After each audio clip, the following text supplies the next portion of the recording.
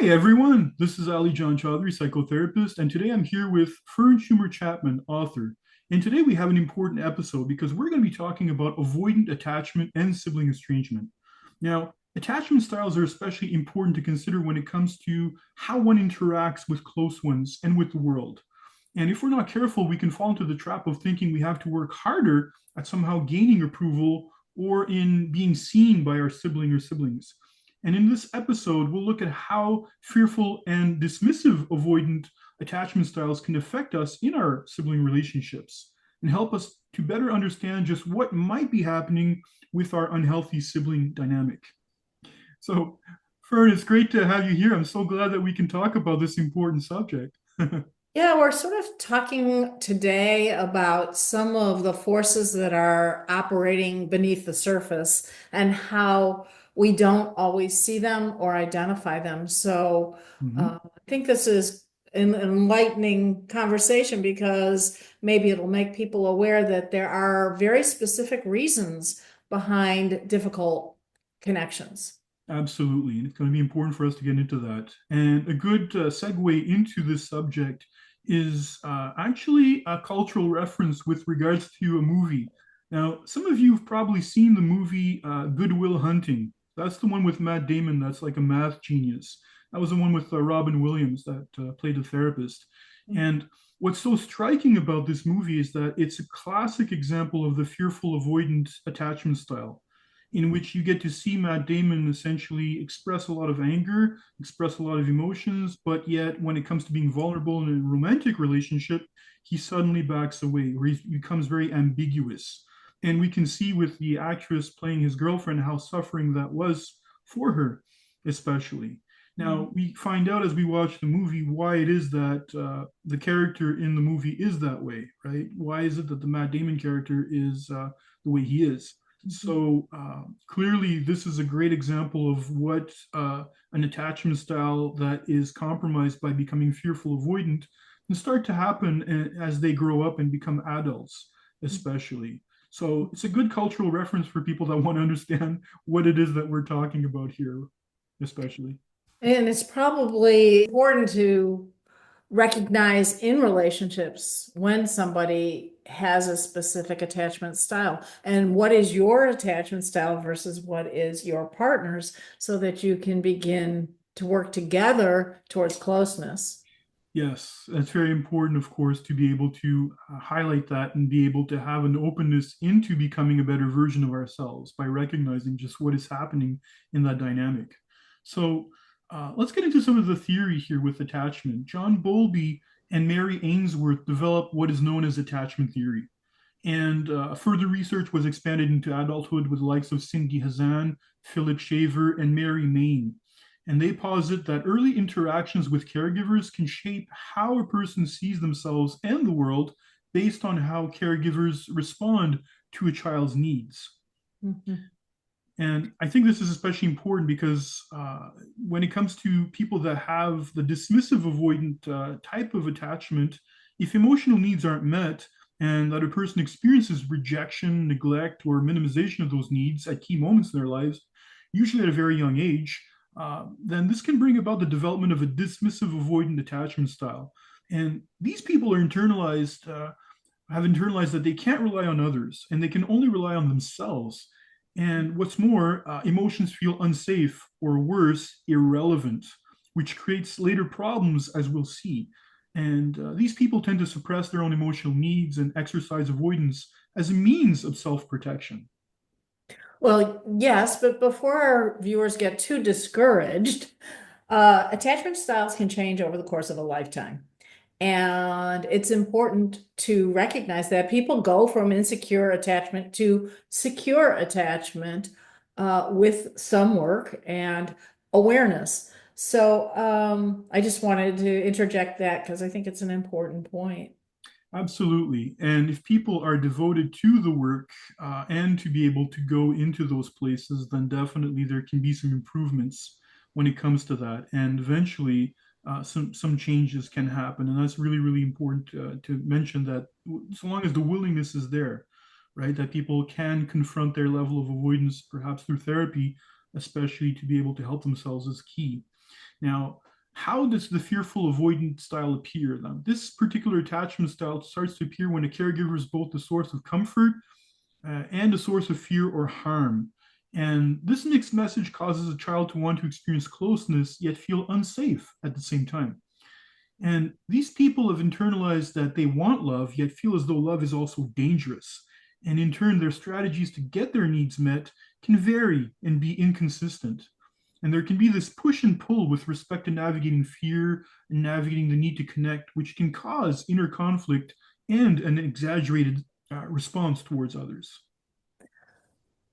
Parenting has changed a lot over the decades, and some of the people who were raised in the 50s, 60s, and 70s were subjected to much more authoritarian parents. There is a trend now towards really a companionable relationship where the parent makes the child feel safe and that the two can endure anything together. And this is a big change. So hopefully we will see less of these disturbed attachment styles. But a lot of this came out of parenting. Yes. And it's really important to be conscious of the impact you have as a parent towards your child as well. And thankfully, people are much more conscientious of that, and that they're not letting their own personal baggage or triggers define that. So let's look at what that looks like in terms of sibling relationships, right? Dismissive avoidance can tend to be the type of siblings that can minimize, rationalize, or disconnect from exercising their role in a relationship. And the emotional impact that can come, that manifests as estrangement. And their behaviors are typically marked by emotional detachment and defensiveness, right? And I think that what happens, especially, is that a lot of times these types of experiences cause people to get a sense of unevenness within the relationship, right? And what happens is that they can't maintain a certain level of consistency, so that bond is constantly shifting and such for people that are dismissive and avoidant. And of course, we as empathic people can give, and yet get little to nothing in return when it comes to warmth, consideration, or reciprocity. So there's really a disconnect in terms of how they feel love within the relationship, as opposed to someone else that can bond constantly with a loved one. Also, being raised in the same home, there probably were a lot of triggers there. And as adults, you, as siblings, bring back that childhood dynamic to the relationship. And so you have to be especially aware of that and what's operating as you relate to a sibling specifically. Yeah, yeah, and I think that the thing with that is that especially what's important with this particular attachment style is that they're indifferent about the estrangement.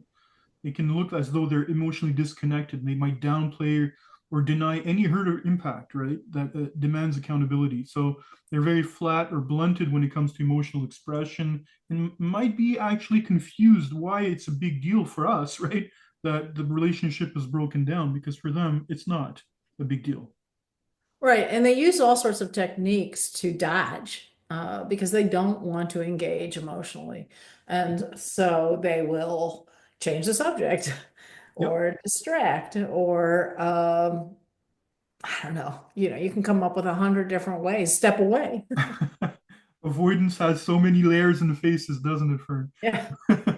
And I think that the dismissive avoidant will shy away from deeper conversations because what we deem as connection can be threatening to them.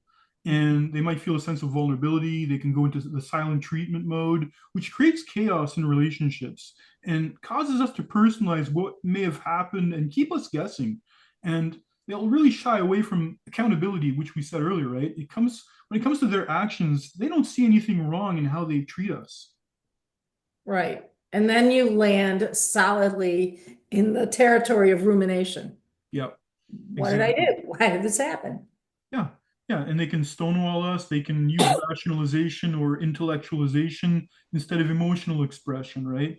And give us surface level responses in attempts to want to move on. They never want to kind of go back and say, "Well, can we talk about that?" No, they don't want to do that. It's over and done with now. We should move on, right? So, Or the toxic positivity, it's just fine. mhm, We're right? fine. We're okay. It's fine. It's fine. We don't need to go into it. Yeah, exactly. So again, further avoidance. And this is the thing that happens, right? When there's conflict that arises, especially, it's really hard when you have somebody that refuses to acknowledge past harm or relational dynamics, and somebody that tends to avoid repair attempts by saying there's no point, for example, or causing any type of emotion focused conversation as being somehow drama or being an overreaction of some sort, especially, right? Yeah, that's my favorite, the blame shift, oh, you're so dramatic, or, Mhm. why do we always have to go this deep and let's just have fun. Yeah, yeah. So they can be self-righteous or morally superior in a way to avoid accountability. Any reason is good to avoid accountability. And I think that this is the thing that happens is they'll fall back into avoiding speaking about a past incident, and there'll be really no resolution. And this is the thing that's hard for us as people that can be empathic, is this idea that there's no resolution because they'll always return to their fail-safe mode of avoidance, right? Causing us to feel empty, unsatisfied, being disoriented, especially, right? That's a big one too, right? Where is this going? How did this happen? What is going on here? Without forgetting to say that it makes us feel sad, angry, and disappointed. Right. And sometimes you have to wonder how long you're going to sit with the anger, sadness, and disappointment until Yeah, you make a change. yeah. Because, in a lot of ways, these people are dry wells. Hmm. They're not interested in changing their attachment style. So even though you want them to change their attachment style. Yeah, yeah, exactly. So I think that that's one of the things that happens, especially, is that there can be that type of conflict situation that occurs because of that, because of the idea that we want to work on bettering ourselves, but at the same time, of course, having to somehow work with somebody that does not or feels comfortable in ambiguity and avoidance. So all right, let's Mhm. talk about fearful avoidance. Now, these siblings can feel torn and emotionally conflicted, oscillating between wanting connection and fearing rejection or re injury. And their behaviors are marked by emotional volatility, avoidance, and deep mistrusts, right?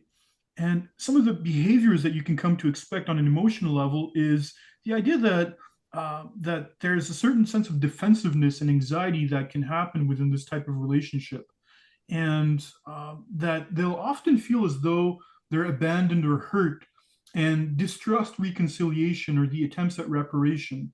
And it's this push and pull can often alternate between hope and hopelessness about reconnecting, because you're getting some of what you want with people that are fearful avoidance, but they'll pull the plug just as quickly, right? And it can cause us to experience shame or guilt, really, but they don't necessarily want to talk about that if that's what they're going through. So, as we were saying earlier, right, they want to have more connection with us, but they vacillate between taking action and stepping back. And that's the major difference between the dismissive avoidant and the fearful avoidant, is that they want to have that connection, but they may feel bad, for example, for not showing up, which in turn can cause them to experience shame and regret, which further fuels their avoidance of us. And they can become reactive or anxious towards us in such a way to become distrustful, Mhm. right? That's a lot to manage if you're on the receiving end of it. It's a lot. It's a lot, but we can look at and break it down in some ways in terms of what this looks like in a sibling relationship. I think Mhm. that's especially important here for our viewers, right? And the communication style that people have when it comes to this is especially important because some people have experienced the almost sibling relationship, which we've talked about before, right? And I'll be honest, it makes me wonder if there's not that same push and pull with fearful avoidant siblings as with the almost sibling relationship. You get a variety of responses that can range from emotional and heartfelt to outright volatile, which in turn will affect the emotional bond you may experience with your sibling. And really, this unpredictability can be emotionally taxing to a well balanced sibling. Yeah, I think it's just very difficult to sustain some of these relationships, especially if you have your own challenging attachment style going. Exactly, right? You get mixed signals. You might over apologize, or they might over apologize or lash out, depending on their mood or state. They may use emotionally charged language like "you never cared," "I can't trust you," and such. Or they might spiral into old wounds during a dialogue attempt and such. So you might not really get the sense that you're going into the place that you hope for. when you start to talk about emotions and such, right? Yeah, yeah. I mean, it's very fraught. Hmm. So some conflict behaviors that can happen, especially, can look like as though they sabotage reconnection attempts due to fear of being hurt again. They can react strongly to perceived rejection or abandonment, right? So they might pull the plug sooner if they feel that, okay, this is going in a bad direction. They might feel that the bond is threatened. They might have unspoken resentments but struggle to voice them clearly. And they might even cut contact after small slights as a means of self-protecting themselves. So we hear about this somehow, how some people step back, some of our siblings, right? And we don't really know why. And again, it might just filter into that particular understanding of the world. I mean, in general, I think siblings who have experienced inconsistent caregiving or trauma will project their unhealed emotions onto each other. Yeah, And they will perpetuate these cycles of misunderstanding and ultimately often withdraw, yeah, which exactly. is how you land in estrangement. Exactly. Exactly. They would leave first before getting hurt. That's the thing that happens, right? And it Mhm. can be confusing because we're really just wanting to establish a bond with them. And all of a sudden, it's like, if you can't, then there's, you got to be asking yourself, well, what is it we can do, right? Imagine if you could transcend some of this, the sense of satisfaction and the opportunity for growth, self-awareness, and even possibly reconciliation you'd experience. Yeah. Yeah, exactly. So let's talk about what you can do, right? With when it comes to this. I think this is What can you important, do? right? I'm pretty overwhelmed at this point. What can you do? I know it's a pretty heavy subject, but it's important that we talk about it because it's a reality for a lot of us. The number one thing I suggest is that people don't chase, right? When they pull away, give them space. And at the same time, let them know that they're welcome back as well. That's really, really important, right? Because if you do chase, then it can be felt as threatening, right? And the reflex, of course, is to want to do that. But again, we need to pull ourselves back, right? And to scale it back in such a way that we're not chasing. Mm, And very, very important because you want to elicit a sense of safety and understanding towards them, right? okay. Uh, Well, check. yeah, right. Avoiding criticizing instead of complaining, express that you'd like. For example, you could say, daily contact means a lot to me. Would you try that for a week? Or it means a lot to me when you reach out to me by text. Is that Mhm. okay? Okay, So, so setting some goals. yep. Yeah, exactly. So that way you're not talking about you never do this, you never do that, and that's really important to avoid, right? Right. Be aware of your assumptions and perspective, right? Prevent negative narratives by staying curious about what they value. Ask open questions and listen in a judgment-free type of way if you can, right? Right. Active listening Yeah. always pays off. Exactly, exactly. And don't make demands or ultimatums, right? Because if you pressure them, or threaten them with consequences, it will only reinforce the avoidance, Mhm. right? So being careful about that. I know how exasperating it can be and how it is that sometimes we may want to have contact, but again, if we use coercion and such, then what ends up happening is it will do the opposite of what we hope for. It's a really delicate balance between being assertive and being compassionate. Yep. Yep. You really got to be careful with this one. And approaching emotions skillfully is really important. Center yourself and really try to gently state your feelings and request their presence without expecting them to fix anything. Because Mm. one of the things that happens is that there's a sense of unevenness within the relationship already that's felt.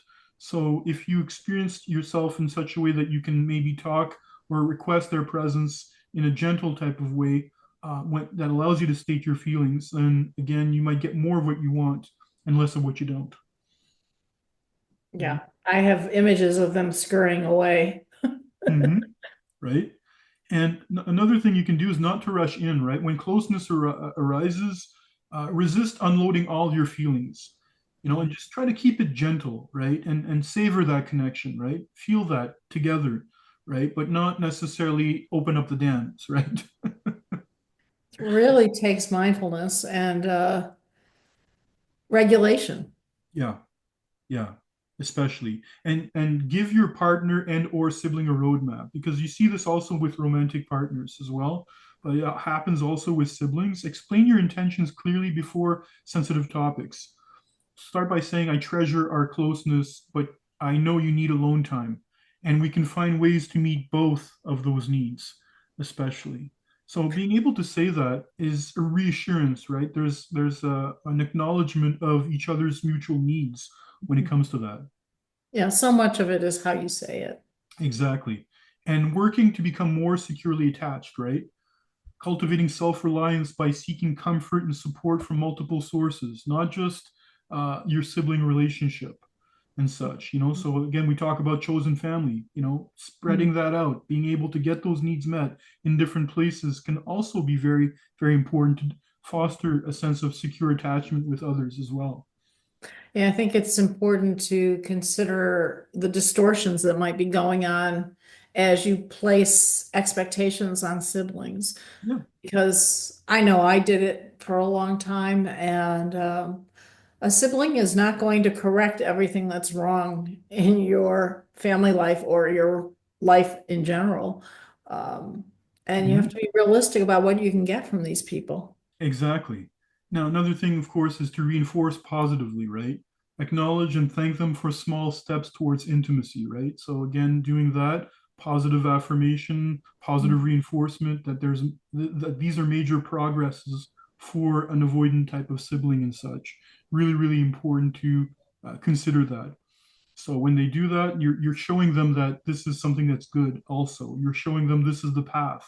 So that way you're breaking ambiguity and such, which can be very important as well to give them an alternative. And Yeah, to approach it with compassion yeah, because they're probably struggling if they're that unattached. right, exactly. And the last one now is don't personalize, right? Remind yourself that the emotional withdrawal is a coping mechanism, not a personal rejection. And this is a big one because you might feel that they're very callous. You might feel that they're very cold, distant, mean, dismissive, and such. Call it what you will. It's really more of a coping mechanism with their own inner states as well. So it's very important not to take this on to make it about us, because that's where the trap is, right? When you make it about yourself, you think you may need to work harder, which is not the case. I would say that a lot of the pain of estrangement is tied to personalization. Mm-hmm. Exactly. Exactly. And that's what fuels it, right? So these strategies that we've talked about are designed to foster safety, respect, and gradual connection. Hallmarks of working effectively with dismissive avoidance and, I would say, fearful avoidance as well. So Well, Fern, that's enlightening. right? Fern, we're almost out of time. Okay, so let's talk about resources. What would be your number one resource at this time? Well, for those who are curious about this journey and the struggles I had with my own brother, they can read my book, which is part memoir, part social research, part other voices, Brothers, Sisters, Strangers. Great book, by the way. I liked it. It was very readable, very humane, and very compassionate. So great, great read, of course, for our readers. And there were some attachment styles in there that you could identify easily, Yes, including my own. of course. My number one resource would be the rumination single session that I offer with some people. I am talking more about that on the Facebook page, Sibling Estrangement Sharing, Coping, Connecting, which you should see on screen now. This is a group that I offer that helps to give and actually break the cycle of rumination. So it will help with different ways that you can navigate where we can get unstuck when it comes to rumination. So a lot of times we get stuck in some familiar places, and there's a way in which I describe that is new and unseen before in the sibling estrangement community that I think will be helpful for our viewers.